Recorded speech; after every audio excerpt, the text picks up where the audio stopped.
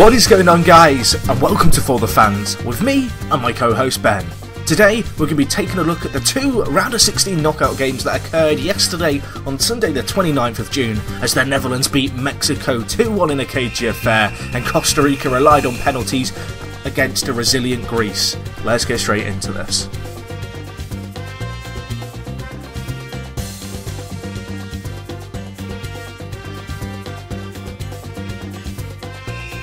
Hello, it's day 19. It's me, Ben, co-host Jack. How are you doing, Ben? I'm here. I'm doing good. I'm doing fantastic. You're listening to For the Fans Show podcast, am I? everyone. Well, not I guess you. technically I am, because I hear myself and I hear you. You're required to do more than just listen, Jack. You're required I'm sure to do I can do more. that. Right, I'll just sit here in silence. I'll let you get on with it. Right. Oh, okay. I love this show. Right. Oh, the pressure. Today on For the Fans, we're going to kick off with the Netherlands versus Mexico. What a day yesterday was, Jack. Yesterday was a good day of football. It was I'm enjoying the knockout round more because it kind of... There were a few games in the knockout stage where you're kind of watching them and a goal goes in and you go, well, it doesn't really mean anything immediately. Whereas I kind of feel like in the knockout stage, it's like every kind of save, every shot is so much more significant. And I know that sounds really obvious, but I think that just makes for more compelling viewing. No, I would agree. Speaking of compelling saves and whatnot, Mexico took the lead. We'll get to the save that Ochoa made in a minute. Dos Santos shocked the world, Jack. He did. That Spurs cast-off that wasn't good enough for the Premier League takes an effort from range. My word, what a shot. It was a decent shot, and before that moment, I was kind of a little bit worried for Mexico. They looked a little bit... I don't want to say they weren't at the races, but they didn't seem to be getting their foot in very much and breaking down the Dutch play. Like, it felt to me like they were missing a lot of their tackles, allowing the Dutch to... Well, they were trying to press the Dutch, but it wasn't really working. It was really interesting, actually, to see how these two teams kind of lined up. Well, yeah, I was going to get on to that. In my opinion, because like, you've got two teams which are playing kind of the Dutch were playing 5-2-3, but because Kout and Verhaag were pushed so high up on either wing, it almost became a 3-4-3, like a really old-style 3-4-3 with two centre mids. Whereas on the Mexico side of things, you kind of had a little bit more of a rigid 5-3-2, where they were packing out the midfield a little bit more with midfielders and kind of giving their wing-backs a primary kind of, I want to say, duty of, hey, you're defending first and foremost, you can go up when we have the ball. Whereas, I mean, it kind of surprised me to see Kout play out wide, and he did kind of impress me for the Netherlands, even before they got their goal, and he did play on either wing kind of throughout the entire game. Yeah, it's interesting that you say that you thought Mexico packed the middle, because I thought Robin found it really difficult to fly. Yeah, because that's what he's really good at, getting the ball in areas of space and then exploiting that space to the absolute maximum. And he didn't really do it yesterday. He didn't really have the space. He couldn't really find Van Persie too often. Van Persie had one of probably his quietest game of this World Cup. He got subbed off, didn't he? But he was kind of playing... Sneijder was playing down the middle for the Netherlands, and Robin Van Persie was like playing just off to the right. I wasn't a massive fan of that. I felt like Van Persie kept coming a little bit too deep, like he wasn't quite sure how to play out wide. It was a little bit like he was... You know how he plays for United when he gets a little bit frustrated and drops deeps and starts spreading balls? Yeah. He was on the verge of doing that.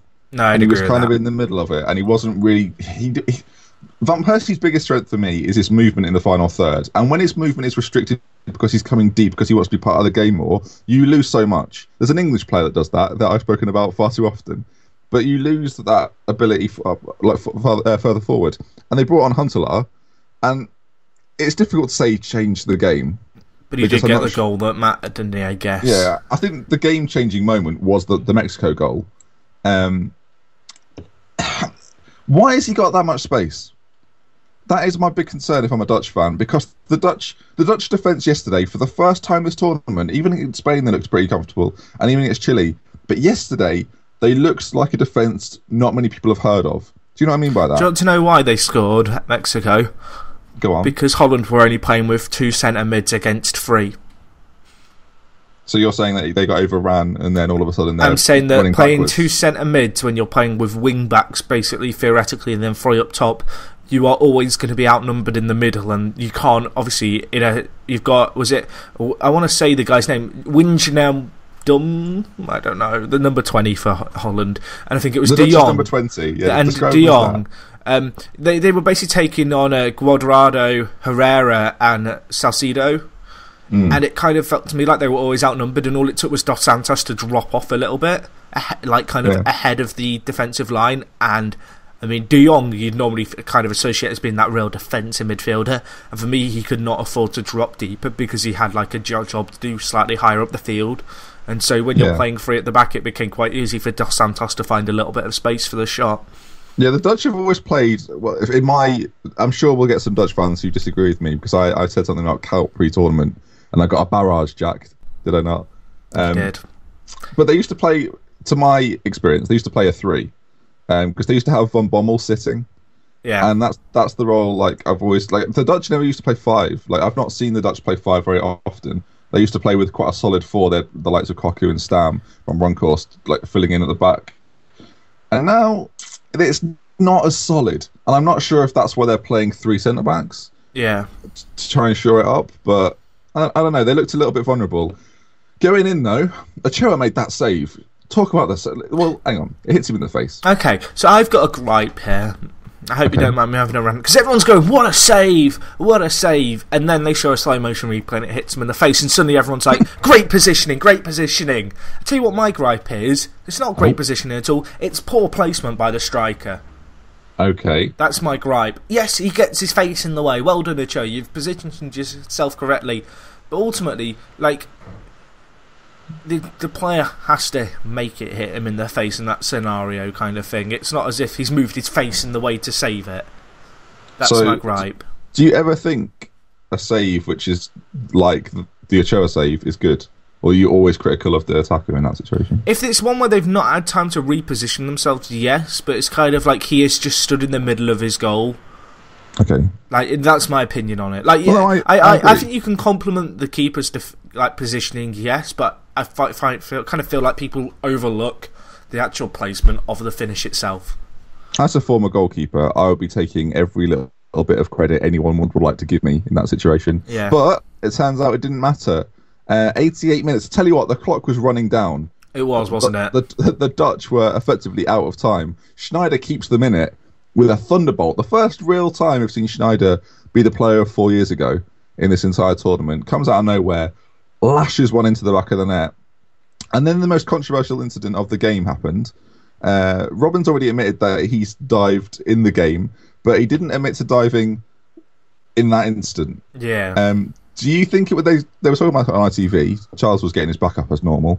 Do you think it was soft? Do you think it was fair? Do you think it was a dive? Do you think it was a poor decision by? I think Mark it was. Marquez? I think it was soft, but like Tough. it was tough. It was tough for the keeper. There were a few other ones quite similar to it that he didn't give. I kind of felt not similar as in it was the same situation, but as in they were equally as soft and they weren't given.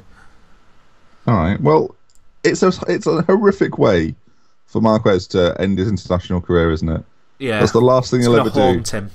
Oh, it's like when it's not quite Zidane headbutt, but it must be absolutely devastating to know the last thing you do in a Mexico shirt will be to cost your nation. It wasn't all his fault, but no. I mean, the thing is, Mexico were really struggling. They were struggling to get their foot on the ball.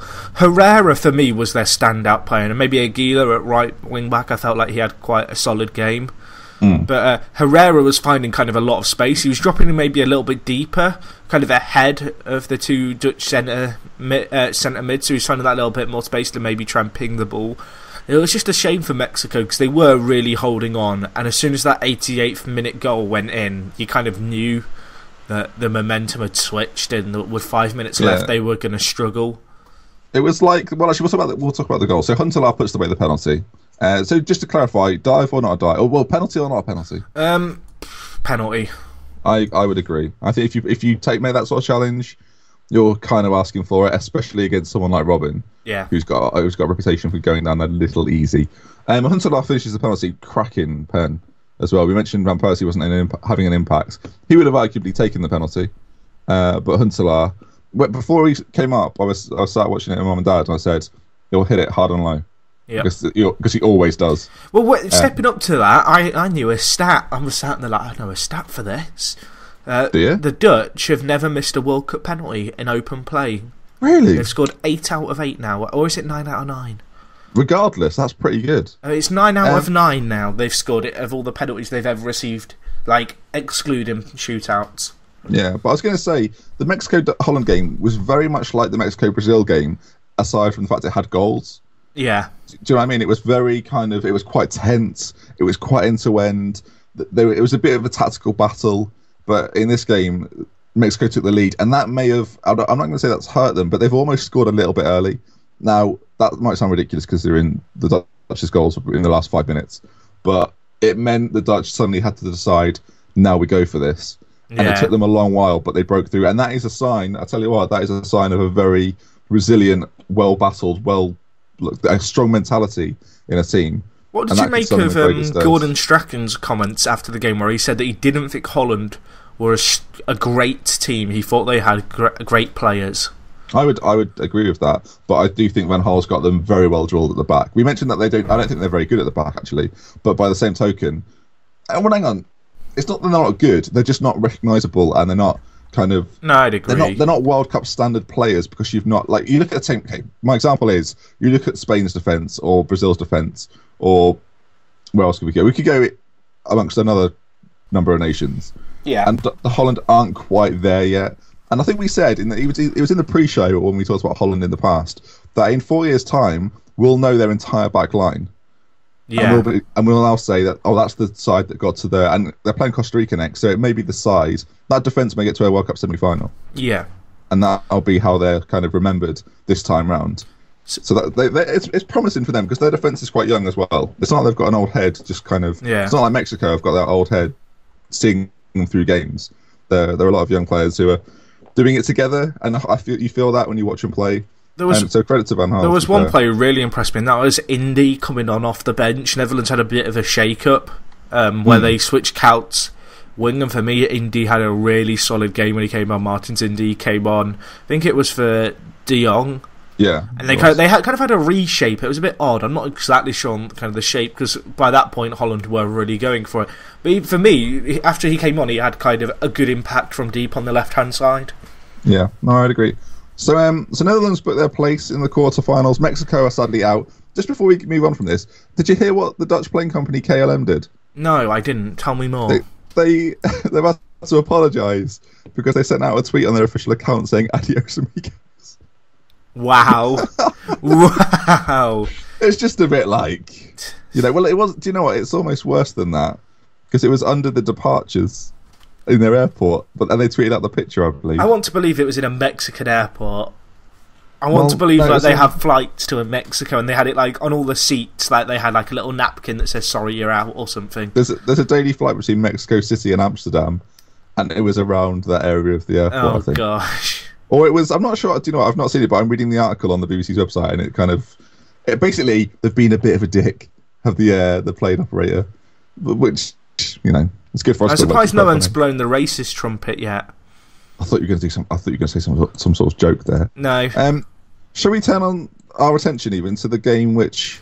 Oh, I'll tell you what, it was a thriller. I'll tell you what, we knew what you're going to get with this game, don't you? And Costa Rica knew what they were going to come up against. And, as it turns out, this was actually one of my favourite games of the World Cup. Not the first 90 minutes, but by extra time, half the players just couldn't walk. No. It was like watching the Hunger Games, really. Like, people just dropping like flies and unable to do anything. I love the description of the Hunger Games. I can see that happening. They should get them all around the centre circle. That's how you kick off extra time, and they run all after the ball in the middle. Right? There should be a football Hunger Games. That should happen. Who would win the World Cup? So, okay, so you have players from the World Cup. Well, hang on, we know who would win. Is it like actual Hunger Games, or is it like a football-related Hunger Games? Because my thinking was that on kick-offs in extra time, we get rid of the break halfway through extra time. We get all the players to line up around the kind of centre circle, and then there's one ball in the middle they all have to run after. They should play... Oh, do you know what they should do? Do you play that game when you used to do football training, like when you were younger, and you'd all dribble the ball and in the a idea circle? Was to kick out the player's ball? Right, that's what they should do at the end of the game. See, the best thing about that game was if your coach wasn't very experienced in the art of the circle possession game and made a square, you just stick your ball in the corner. Well, and then shield in front of it, and then just boot away anyone who comes near you. Well, and then when it was left with two of you, if you were smart about it, you'd leave your ball in the corner and just run after the other guy. Yeah. And be like, well, go on and run after mine. We'll see who gets there first. Yeah. That was genius. Great game. Memories. Right. Yeah, but let's be fair. That's probably more exciting than this game. I forgot we were recording a podcast for a second there. We were just having a chat. Seamless. So anyway, Costa Rica took an early lead. Well, not a relatively early lead. Brian Ruiz got the goal. It was second half. It was early in the second half. Early in the second half. It was after a first half where both teams kind of just were like, right, well, you go in attack. No, we assist, you go in attack. And there just kind of was a stalemate. Relative to the 2 hours of football, it was quite early on, I guess. Does that count? Yeah. Yeah, that counts. And by the end of it, by the way, he looked absolutely... I don't know if you paid attention to him. There were a few players, like Campbell just looked... He looked like he was ready I was like, what if he collapses? That's actually what was going through my mind. Ruiz was just skipping around the pitch. He was like, I'll pretend to run. I'm not doing this. If anyone wants to watch it back, it's quite comical because he's done. He's completely done for about the entirety of extra time. Brian Ruiz doesn't strike me as a player that kind of wants to dig in. No. Well, the thing is for Costa Rica, they obviously they scored early in the second half. They then had a 60th odd minute sending off, and that was the worst thing that could have possibly happened. It was. Well, yeah. I was just kind of sat here. I was sat in my chair, put on Twitter. I don't think they're going to do it. I think they've just shot themselves in the foot. And so they conceded the goal to Greece. Greece scored with about 92 minutes into 5 minutes of extra time. I should say the second minute, like 92 minutes into the match, not 92 minutes of extra time. That would be a bit excessive. No wonder they were knackered. But no, they scored, and it was bad, wasn't it? It was a bit like watching someone get beaten up, really, in the street, and you don't really want to interfere watching Costa Rica. It was like the fight was going on, and they were about to win the fight, despite being tired. And then Greece just went, "We're back. They've tagged someone in." Yeah, it was like watching a street fight. To be fair, a lot of the Greek players look like they've come in off the street, like they're ninjas or something. So, what? Like Samaras could like wet his moustache and twirl up and look like a wise, like a warrior. I don't know where I'm going with this. He looks like. We should mention, folks. There's no guest today, and you can tell because we're just waffling. But you know in Batman, he has that kind of training. Yes. In Batman Begins. Samaras could be part of that. I've forgotten the name of it. I'm so sorry. When he has to get out of the hole. No, one has to get out. That's no. Do you know anything about? Have you seen the Batman films? Yeah, but I've seen them in a weird order. Right, Batman #1. I can't remember what it's called. That's horrific. Liam Neeson is the head of this. You're enjoying the film podcast, by the way, guys. No. Liam Neeson is like the head of this group. I've forgotten the name. See, I was thinking you were thinking of the one where Batman get. Is it Batman? I think it's Batman. It could be another Marvel hero where he gets like sent to the He gets sent to like the Middle East, and they put him in a well, and he has to climb out. Yeah, that's the Dark Knight Rises. Yeah, that's where I imagine Samaras. I think he'd fit in quite well there. No. Maybe that's filmed in Greece. Maybe that's Athens. Right. Anyway, the economic downturn of Greece has really hit hard. They're living in wells. Anyway, right, so anyway sorry Batman if you're a Greek viewer. Batman scored for Greece. And it went into extra time. And Costa Rica, they're a whole team. Aside from their midfielders, who I'll tell you what, a lot of credit to those two boys in the middle. They were workhorses. They did not let up. Have you got any interesting stats from this game? Have I got any? I can whack open the stats. All right, give me some stats, because I want some stats for this game. Duarte was the first ever Costa Rica player to be sent off at a World Cup. That's a shame. Brian Ruiz's goal that he scored was the only shot on target by Costa Rica. Wow, that's... Greece, you're going to love this stat. Greece had 70% of possession in the second half and 60% in the entire game, which is more than in any other World Cup match in their history. To be fair, Costa Rica had 10 men. Yeah. Anyway, it was another one of those games where we said it about the Brazil game. It was inevitable that penalties were going to be the result of all of this. And you say that. There was one situation where Greece were 5-on-2. Oh, and can we just discuss that? Like, when I was like 11, back when I was a wee laddie playing football, we played a 3v2, and you would more often than not score.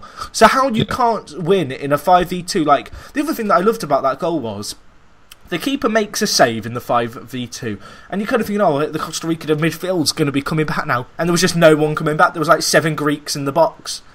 Yeah. I was expecting the camera to pan to the right, look in the Greece half. There's just all these Costa Rican players sat down.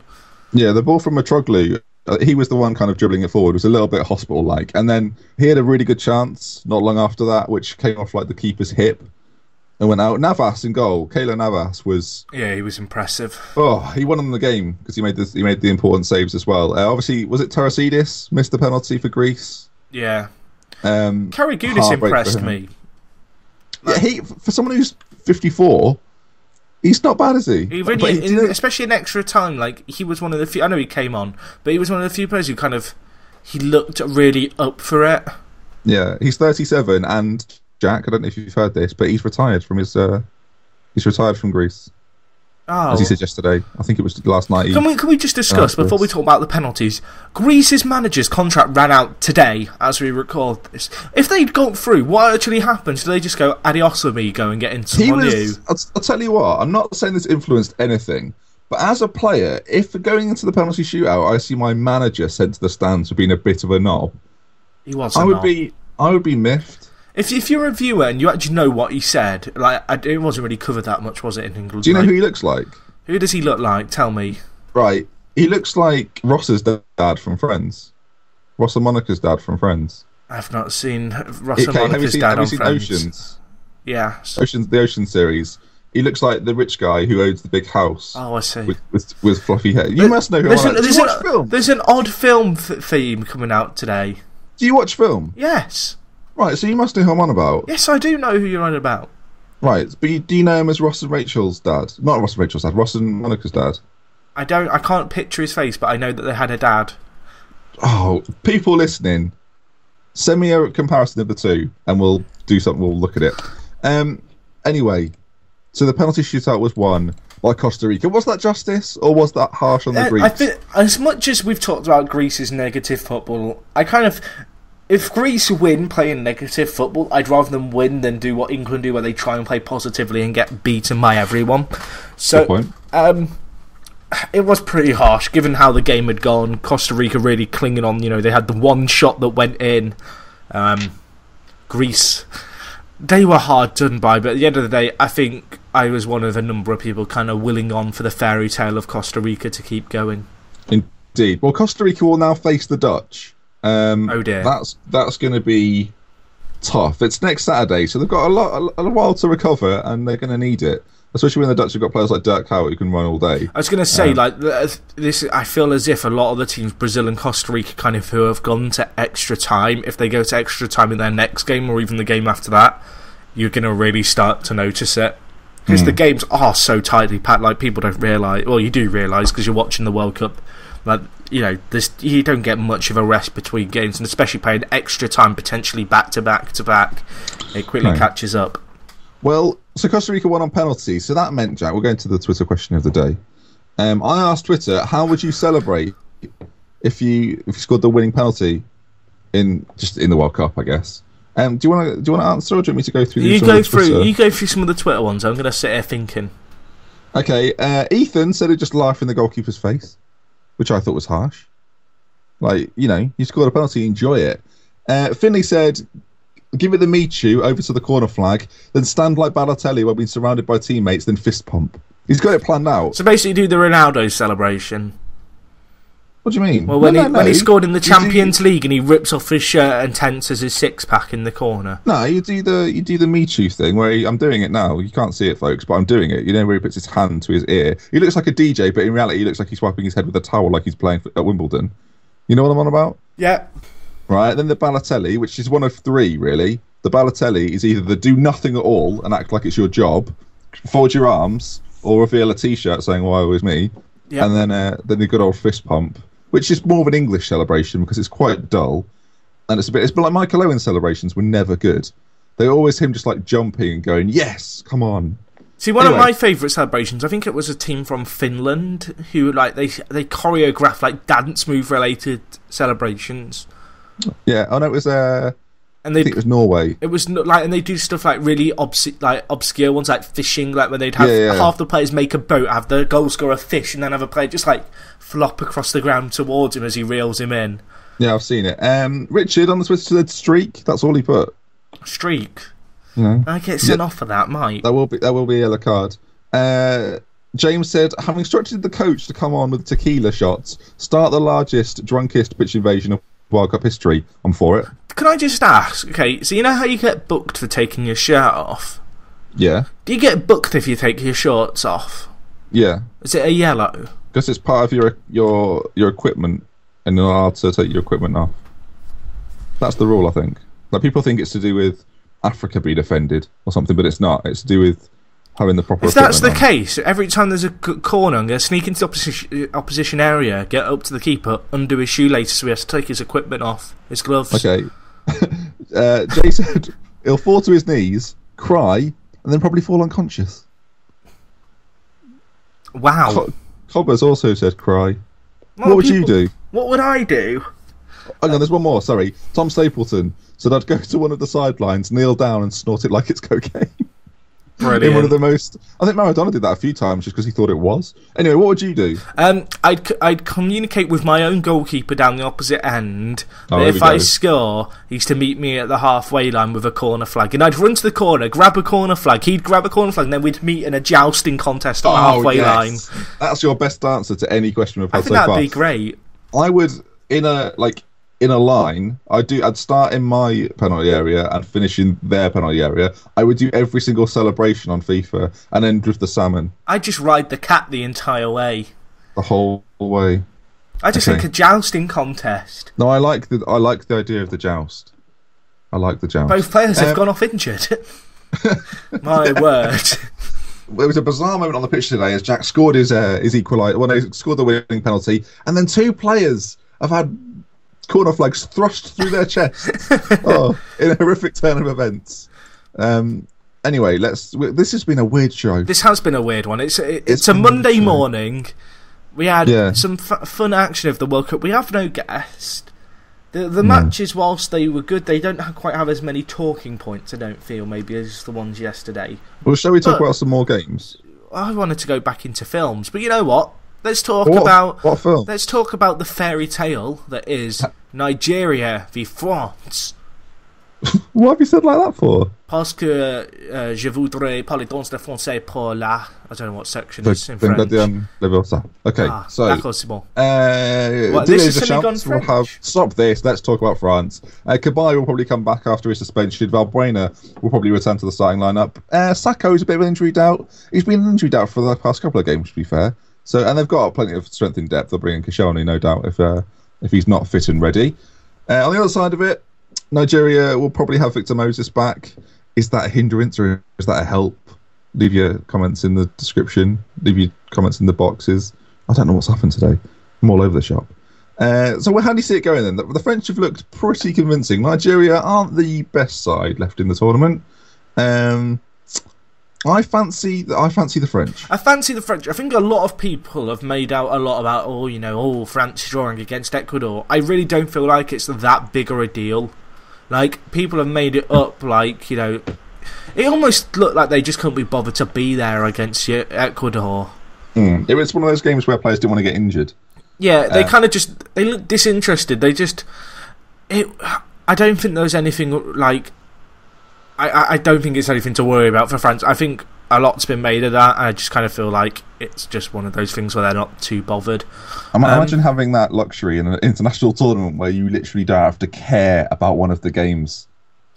Nigeria don't look too bad though themselves, to be fair. Well, no, they're not awful. We should give them some credit. Can we just send some thoughts out to Babatunde Michel, who was the guy who broke his wrist? Now, I don't know if you saw the wrist break, Ben. In the last game. I saw the Vine. I saw the GIF. I saw the video. If you haven't seen it, one of his teammates kicked a ball so hard it snapped his wrist in half. So the 21-year-old is out. He's hanging his wrist out, isn't he? And then all of a sudden, his wrist goes into like three different places. The thing that annoyed me about this was the ball hit him off a shot, and he kind of went down in a crumple, and the fans started booing. You could hear a few of them going, "Oh, he's just been hit by a ball. Get up." Well, to be fair, it's handball. Yeah. So they're well within their rights. But it was a sickening one, wasn't it? It's like really weird. What's your weirdest injury, like in a football pitch? Let us know it on the comments. Have you been hit by a ball?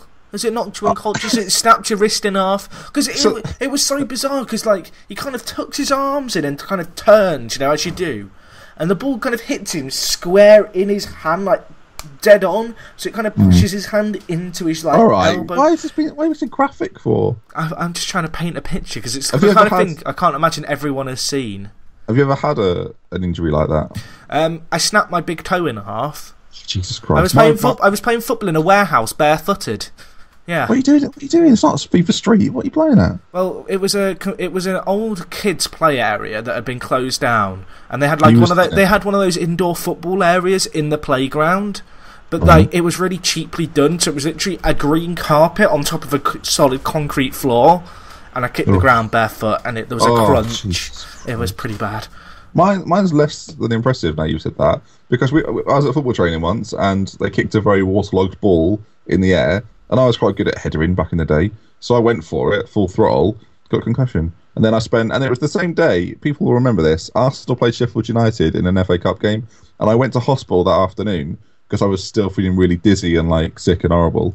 And by the time I was seen in A&E, after 3 hours, I was fine. I went in there and went, what's wrong? I went, well, not much now. So you headed a ball that was like really heavy from water. Yeah, it was like waterlogged, and it was like you know you'd always have the ball in football training. There'd be one ball which was a way heavier than the rest of them. And it'd be oval shape. It was that ball, and I was like, oh god. And I carried on football training that day, but I remember feeling like, you know when you'd have like a blurred vision about yourself. Yeah. Oh Jesus! It's not quite a broken toe. But... Yeah. Just on where was I going with this? I had something to talk about. And I can't remember what it was. The World Cup? It might come back to me. Let's get back into the podcast. We've gone on another tangent. The tangents are real today. They are very real. We're meant to be going from England to Rio. We've gone via Barcelona. We've gone via Mexico City and various other places. We went to Norway at one point. We did. What's your score prediction for this French-Nigeria game? France-Nigeria. I'm going to be very brutal here. I'm going to go with 4-1.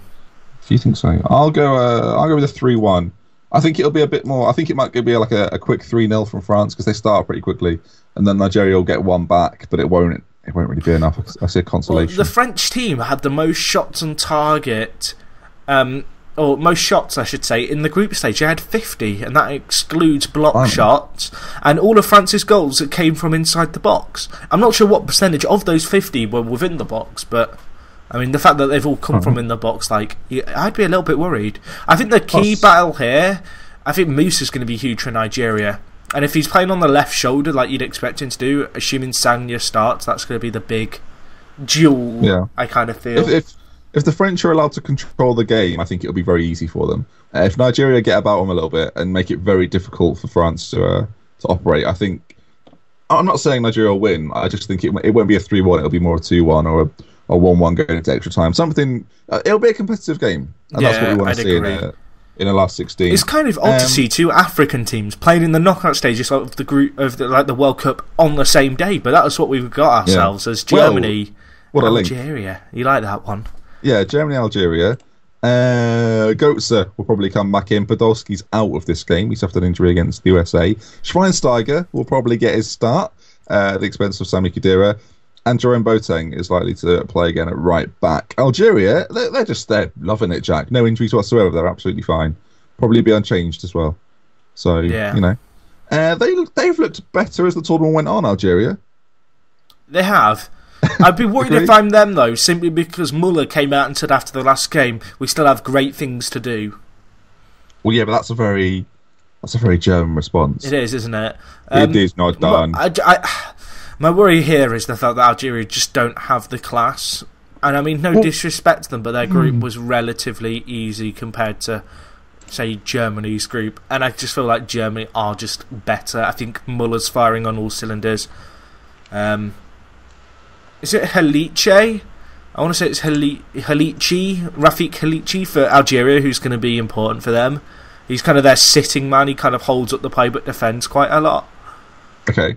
But to be fair, history is in Algeria's favour. Germany have lost both previous meetings against Algeria, scoring 1 goal and conceding 4. I think this will be I actually think it'll be very similar to the France-Nigeria game. I think basically take what I said about that game and apply it to this one. If Germany are allowed to control the game and play the way they want to play at the tempo they want to play. And America didn't let them do that for the first half. America made it very difficult.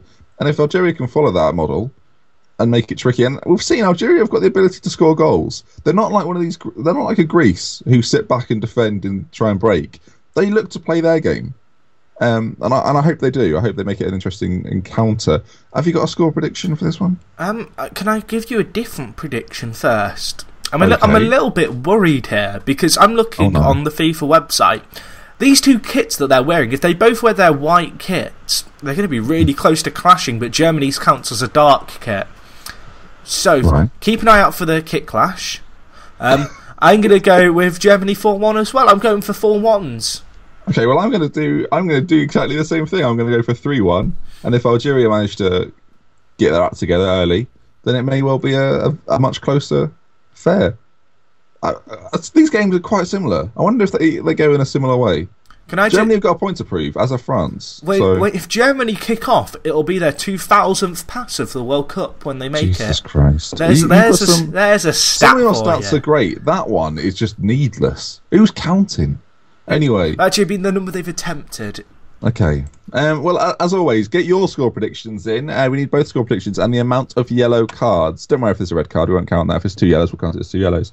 The prize is on offer. Shall we do something we've not done for a while? Should we add another prize to the pot? Do you want to add another prize to the pot? Let's do that. Let's do it. All right. So far, we've got 2003's Rugby World Cup, Goal the movie, Destination Germany to kick off 2006. That's from that World Cup.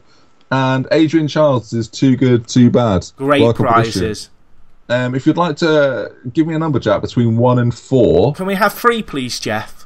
We can. You've selected England's World Cup Glory Men. Is that from 1966, or is that like some other year? Well, I can't see. Hang on. I can't see Bobby Charlton on the cover. I don't want to say this. Oh, actually, no, he is. Bobby Moore's on the front cover, though.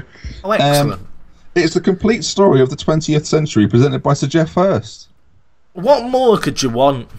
Well, I'm going to announce something, Ben, and I hope you're going to agree with me here. But after this stage, from the knockout stages, all you have to do is get the scores right to be in with a chance of winning the prizes. Because my worry is here, Ben, we've got 6 prizes. We've given none of them away. Well, no, that's a good point. But if you, I do want to, before we carry on, please be from the UK. You feel free to take part if you're not from the UK, but the postage anywhere other than the UK is ridiculous. A bit excessive. We don't have a budget. If we can get sponsors, then we'll happily post it abroad. I was going to say, if you want to sponsor us, then you're more than welcome, and we'll send it anywhere you want. So yeah, that brings us to the end of the show. Jack, where can they find us on the internet? You can find us, guys, on Twitter at ForTheFans Show, because I'm assuming that you've already found us somewhere else if you're watching the podcast or listening to it. But if you're watching on one and not the other, you can catch us on iTunes. ForTheFans.com is where you want to. Oh, ForTheFansShow.com. I've butchered the own URL.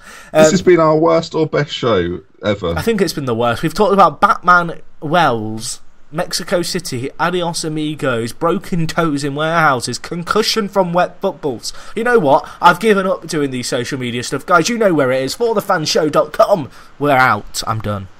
I'll continue. Thank you for listening. If you're listening on iTunes, feel free to rate the podcast. If you're watching on YouTube, please like the video. We will see you next time. It's me, Ben, from my co-host, Jack. We'll see you next time. We're out. To infinity and beyond. Calm down, Buzz. Slight film references.